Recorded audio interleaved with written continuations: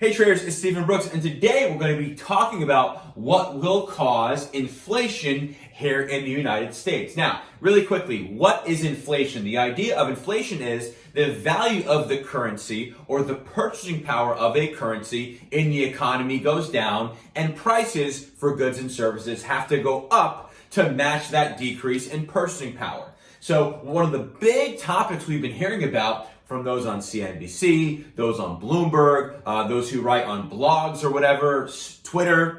One of the big things we've been hearing this year is that there is definitely going to be inflation coming to the United States. Now, the reason they cite that is because this year we've seen some never before seen acts by not only the Federal Reserve, but also the U.S. Congress and the Treasury. The Federal Reserve so far this year has created $4 trillion of money just out of thin air. And the U.S. Congress and the Treasury have borrowed already $3 trillion this year to give to businesses and individuals. And they're talking about many more trillions behind that.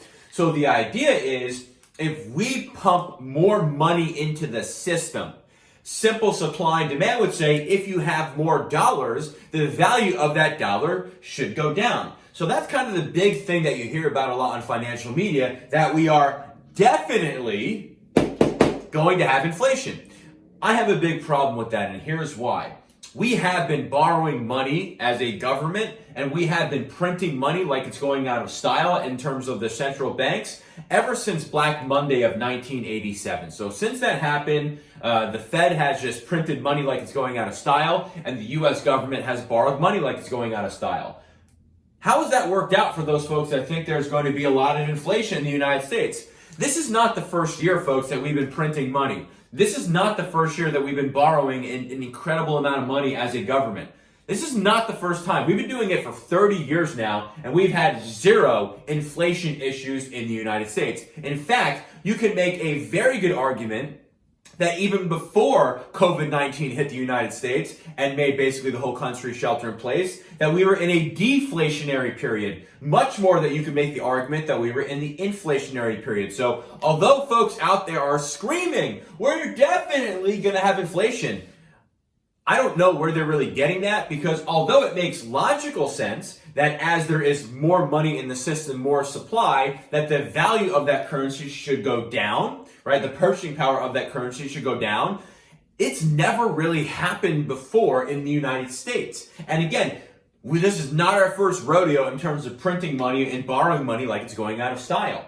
So as it turns out, in my opinion, it looks like if you are not the only entity that is borrowing money like it's going out of style, and if you're not the only entity that is printing money like it's going out of style, then it's not really that inflationary. And how can I say that? Because we've been doing it for the last 3 decades, and we've seen zilch inflation here in the United States.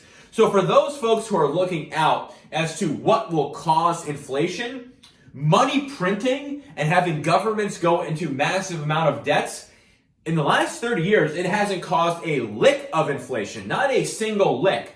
So what are the odds that the same thing that we've been doing for the last 30 years that has not caused inflation is all of a sudden going to cause inflation? Well, I think it's very unlikely that money printing by itself is going to be the cause for inflation. Again, why do I think that? Well, because, Jesus, we've been doing this stuff for 30 years and it hasn't created inflation, so why would it do it now?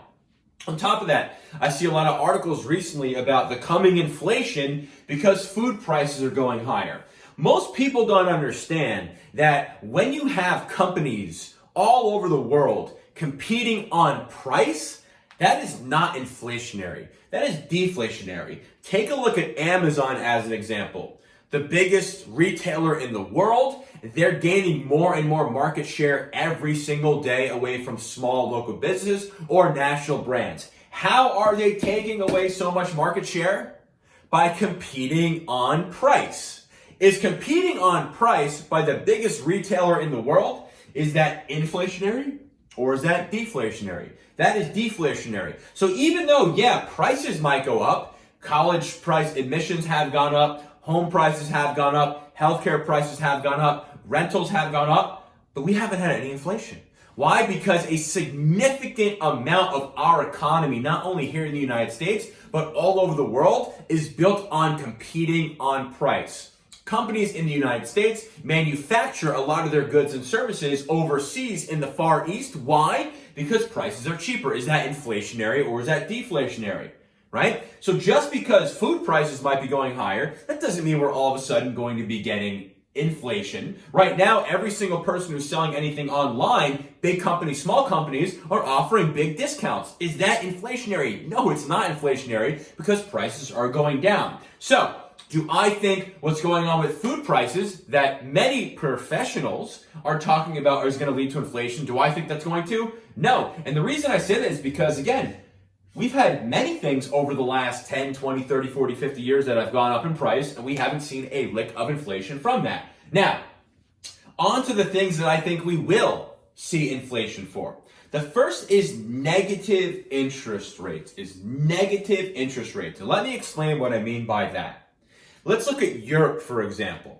If I am an individual and I want to store my money somewhere, I store it in a bank, right? I store it in a bank.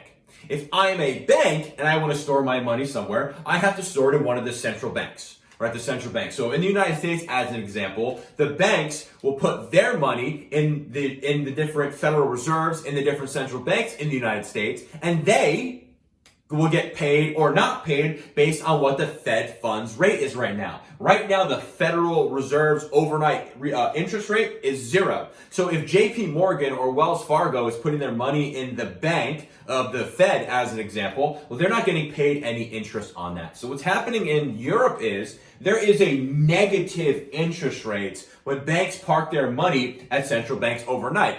And now what that's supposed to do is that it's supposed to incentivize these banks to lend out their money to you as opposed to park their money in a bank where they are losing certain percentages each and every day from their money.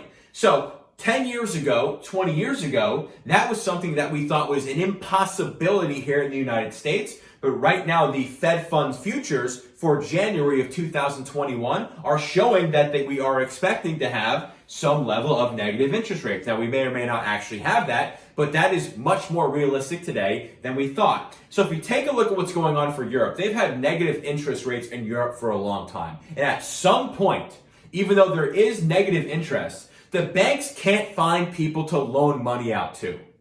So what do? The only thing they can do if they can't loan it out is they can only park it in their central banks.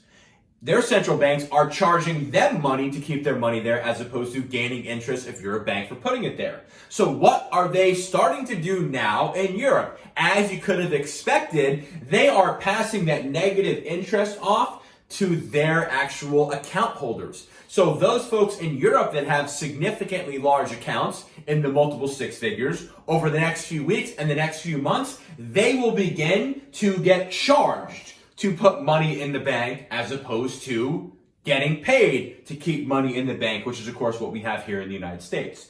If we see negative rates actually happen here in the United States, what that means is in a few years from that point, we will likely see, if negative rates are still negative, that negative rate be passed on to the individual customer here at the United States.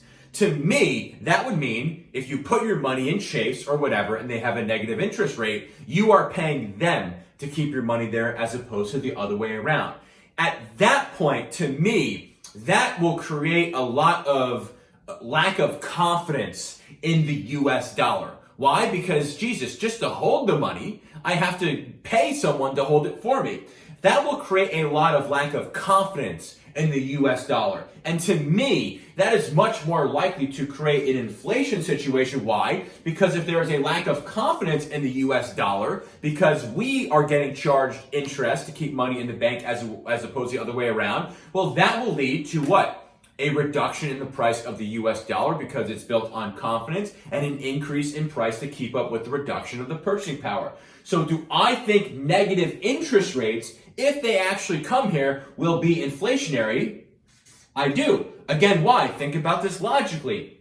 if you have $1,000 in the bank, right now you're getting paid interest. If all of a sudden you could put $1,000 in the bank, and the only way to do that is for you to pay them to keep the money there, you're going to have a lot of lack of confidence in that currency. On top of that, what we might see here at some point, depending on how long the U.S. government decides or governors decide to keep people in their homes, depending on how long governments will force private companies to change their businesses, et cetera, et cetera. And again, on top of that, if we ever see negative interest rates in the United States, I believe social disorder has a much bigger chance of causing inflation, at least opposed to something like food prices going up. Why? Because to me, inflation is only really going to happen at this point in time when there is a lack of confidence in the dollar.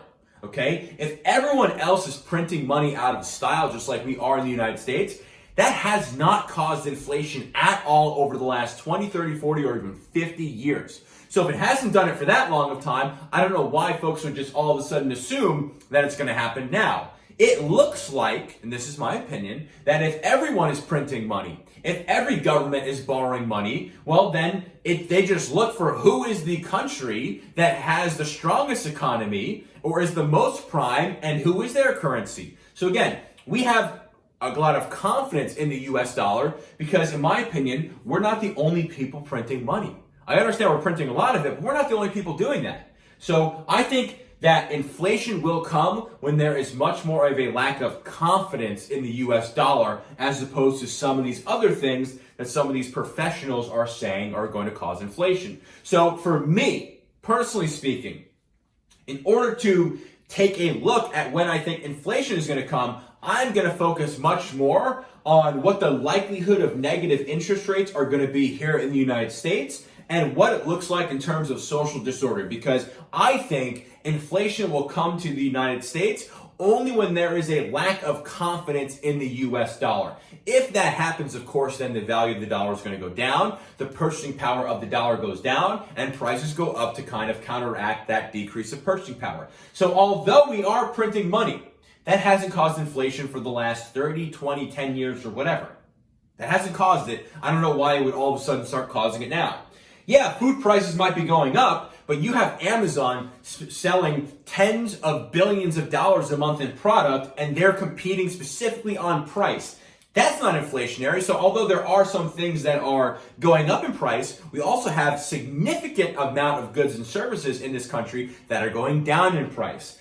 So I don't think it's going to be the things that textbooks would say are going to cause inflation. I think it's things that the textbooks won't tell you, that it is basically based off a confidence game. So if we ever get to the situation where we really have negative interest rates in the United States, which is very possible, or we have social disorder, which is also very possible, those things are going to cause a lack of confidence in the US dollar. And then in my opinion, that is the time that you're going to see inflation rather than some things that you might read in a textbook that haven't worked out for the last 30 years.